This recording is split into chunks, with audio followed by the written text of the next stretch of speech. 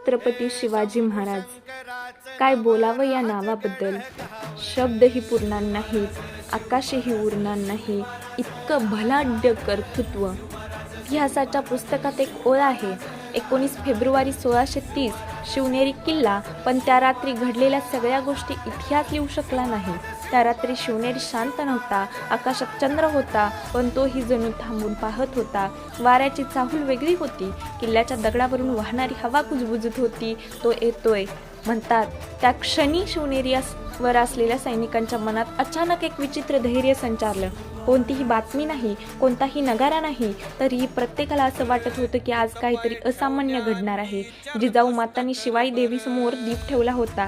तो दीप वारा असूनही विझला नाही. तो स्थिर पेटत राहिला. जणू देवतेनं सांगितलं, हा बालक वाऱ्यावर नाही, वादळावर चालेल. त्या क्षणी जन्म झाला तो फक्त जिजाऊंचा पुत्र नव्हता. तो कोणत्याही राजवाड्यात जन्मलेला राजकुमार नव्हता. तो जन्म होता अन्यायाला आव्हान देणाऱ्या सिंहाचा, झुकायला न शिकवणाऱ्या मानेचा आणि तलवारीपेक्षा धारदार बुद्धीचा.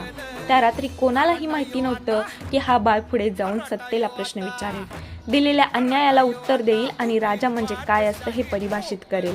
त्या रात्री ना मुघलांना कल्पना होती, ना आदिलशहाला, ना दिल्लीच्या तख्ताला, पण काळालाही माहिती होतं. म्हणूनच आजही जिवंत आहे तो क्षण.